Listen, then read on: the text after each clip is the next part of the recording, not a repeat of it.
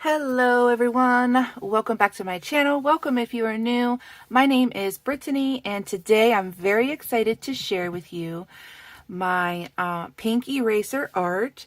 I participated in the February Floral Alphabet 2024 challenge and I decided to do the pink eraser carvings. And this is something that I have been wanting to do ever since I saw it with Arttober.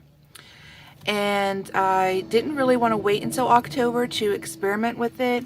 So I already purchased a little speedball carving kit. I think I showed this before, but it came with this block, this little transfer tracing paper, and then this flat wide carving tip, and then this narrow pointed carving tip with this little handle. And you just pull this out when you want to change it and then insert the other one. So it's pretty simple and easy to use, user friendly for sure. These are very sharp though, so if you do want to try this, I highly recommend you be extra careful when you're carving. I think I might have got cut once or twice, but so that's something to keep in mind. But I just stored it in this little baggie that I got for free with a stationery haul. I mentioned this in a video. The person I purchased from was very generous and gave me 2 of these little pouches, and this stuff fit perfectly in there, so I just stored it in here. And then this is the little prompt list that I was using.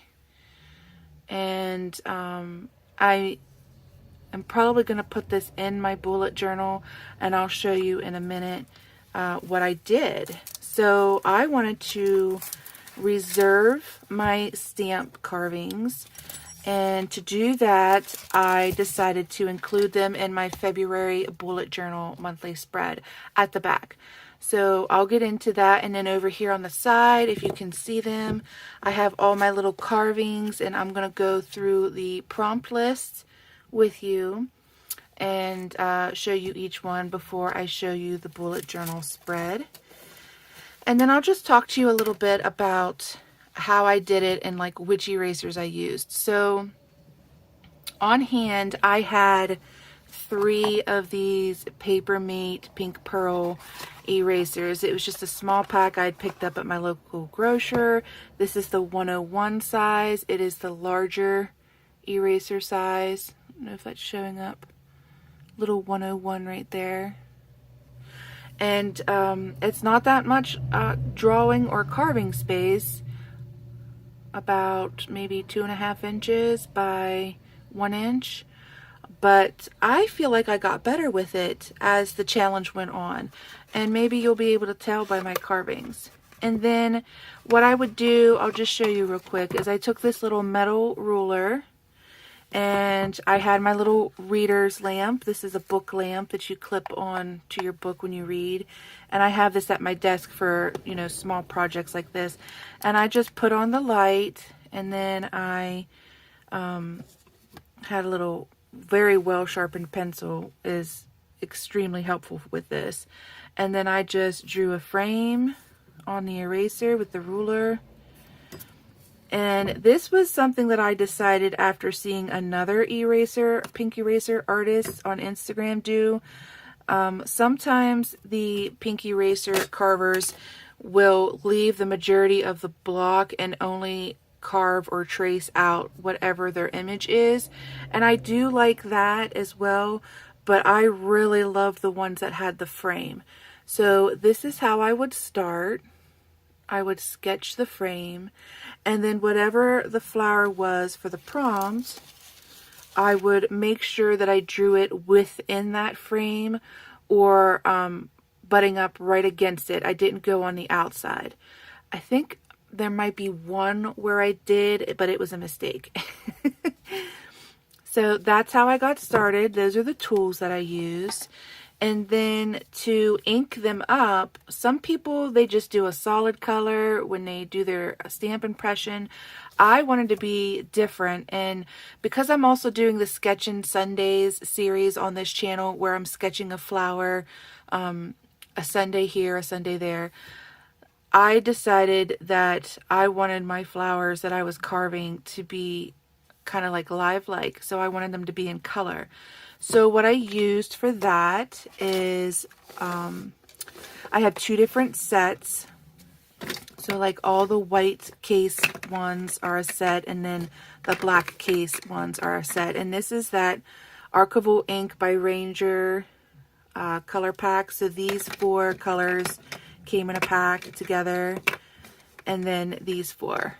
And this was really tricky because, as you can see, that's such a tiny space, but you can imagine when you have leaves on there and blossoms and whatever else, little stems, you know, working with a square stamp pad is a little tricky. So I enjoyed that part of it as well. And then, you know, I only have those 8 colors. So I tried to always make my border with this watering can color.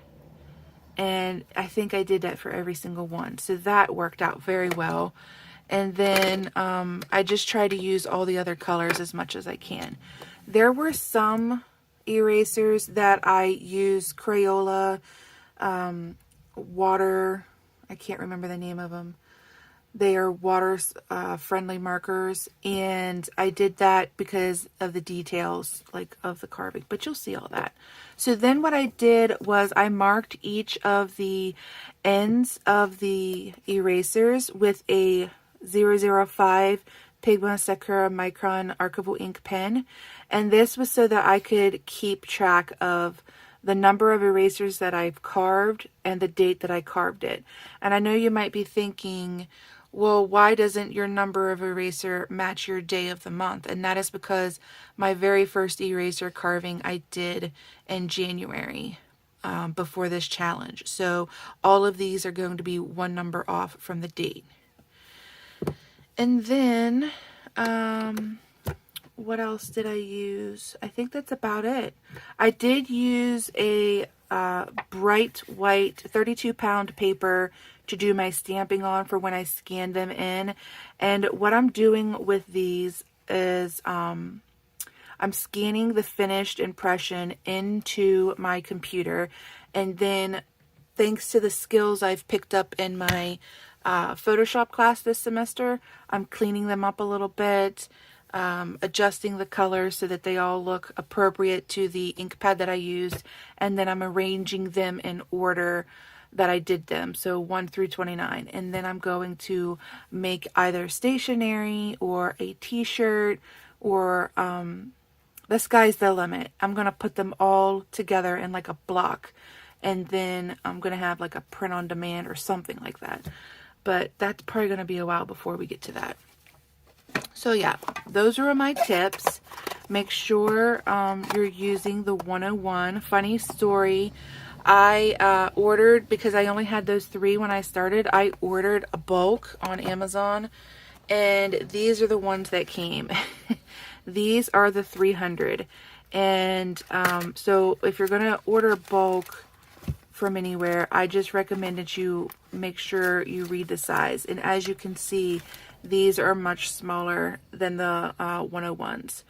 So this one is the 300 and this one is the 101. They're quite different. So I think I'm going to save these ones for October, and hopefully the prompts in October won't be too difficult and I'll be able to squeeze them onto those erasers, but we'll see. If it's too challenging, I might save these and come up with a different monthly challenge for those. So that's a tip. Just gonna clean this stuff up, and then we're gonna get into this. Excuse me. All right. So for day number 1, this was my carving. And I don't know how to pronounce all these flowers. I've not even heard of some of these. So this was anthurium,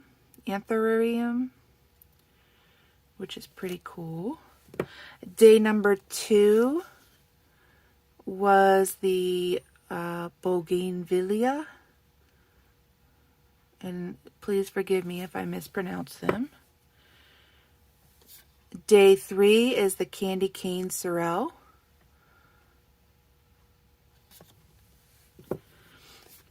Day 4 was a daisy. I hope these are all focusing for you. I can't see my camera when I film, so we're just going with it. What are we on? Day 5 is Eucalyptus macrocarpa. I think that's how you say it. Day 6 is the forget-me-not, and this one I actually carved upside down.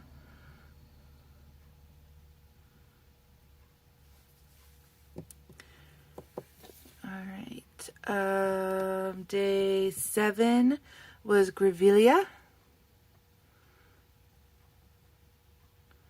Try to move them around, so hopefully that helps them to focus. Day 8 was Heliconia, also known as lobster claw.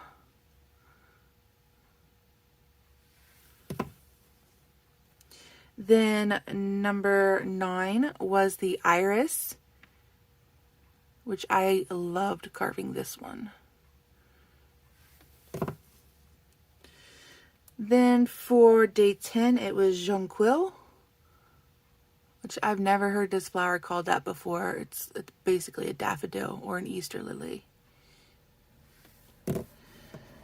And then 11 is Kiss Me Over the Garden Gate, another flower I had never heard of before. So that was kind of challenging to carve, never having seen it before either. For day 12, you have Lady's Slipper Orchid.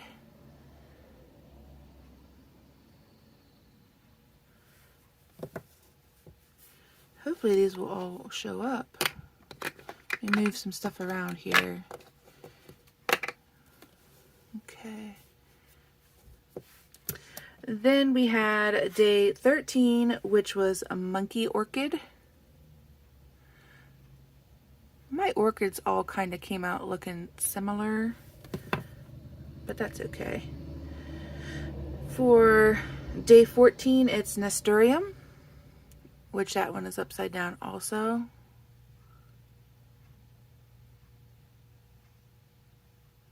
Carved it upside down. Then 15 is orange blossom.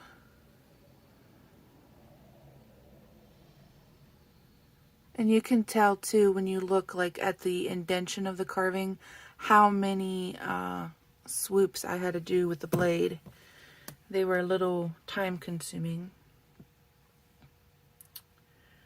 Let's see. Oh, this is monkey orchid. I think I missed that. Nasturtium and orange blossom. So 17 is pink poinsettia.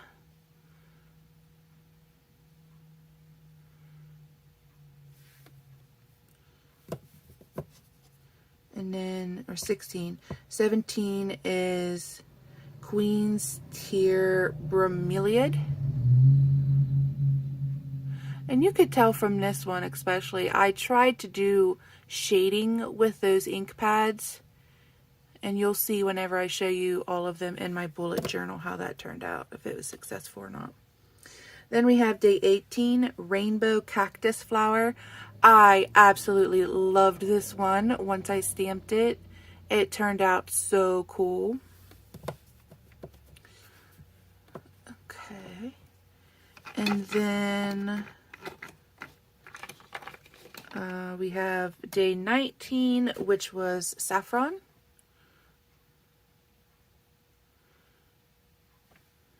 Which I think kind of looks like a crocus.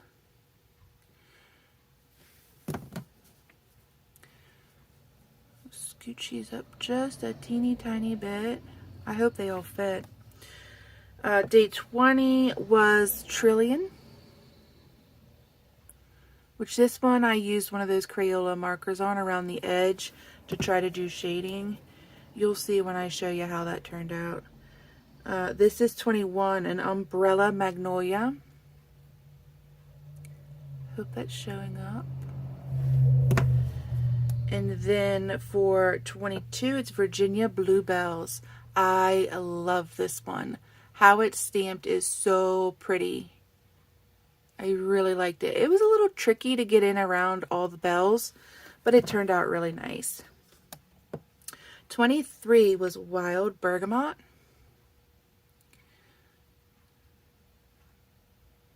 That one was a little tricky too because of the little stemias that come out of the blossoms. Then for 24, it's Xerophilium tenax. Hopefully I said that correctly. And that's with an open blossom versus closed blossom. And then, where are we at? 25 is Yellow Archangel. It's kind of turned out neat. We'll see if I can scooch these up just a little bit more. And then 26, Zingiber Exuberant. I think that's how you say it. Which this just looks like an aster to me. Okay. And then 27 was Any Tropical Flower. So I tried to do like a hibiscus flower. And then 28 was a fun floral display. So I just put a couple different types of flower blossoms into a vase. And then for Leap Day, February 29th, it was a leaping spider orchid. How appropriate. Pretty cool. So there you have it.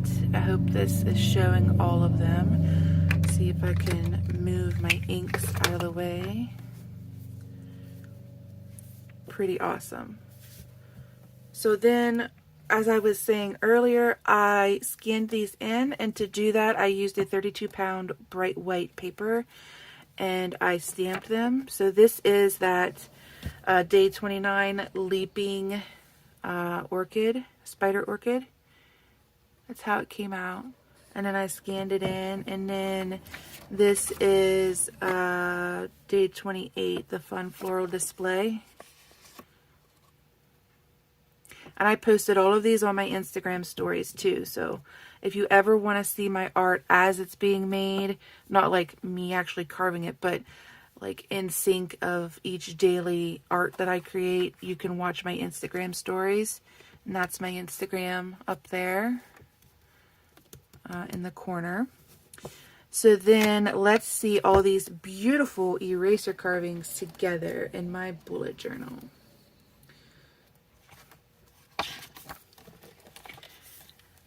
Isn't that awesome?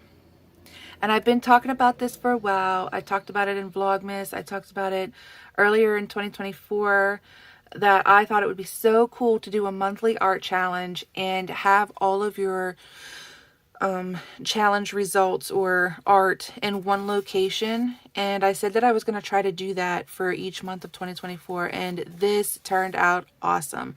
I've also done it like actually in the month of February, which I'll show you when I do my bullet journal setup. Here's a peek there. But yeah, so you'll also get to see that in the future video when I do my March bullet journal setup, if you're interested. And then this is the last couple days of the month. I'm a little bummed out that they didn't all fit on one spread. And you can see there's space here. If I would have put them a little bit closer together, I probably could have gotten them all on here. But, you know, I'm not mad about it. I like how it turned out. And so what? I have to flip the page. You know, no big deal. And then what I think I'm going to do is I'm just going to put this little prompt list like right here, which actually works out perfect because had I done it here, there wouldn't have been space. So, you know, it was meant to be like this. And I'll just put it there as a little reminder of the challenge. But yeah, that's what I have for you guys today. I really hope that you enjoyed looking at all of my carved erasers and learning about how I went about it, like what the setup process was, you know, seeing them all together, hearing about my challenges from the different sizes of the erasers, and then, you know, listening to my ideas for what I might do with them. Making stationery, making a t-shirt. I haven't decided yet, but I'm interested in both of those ideas. So stay tuned and like this video, subscribe, turn on your notifications, and share. And I'll see you guys in the next one. Bye, guys.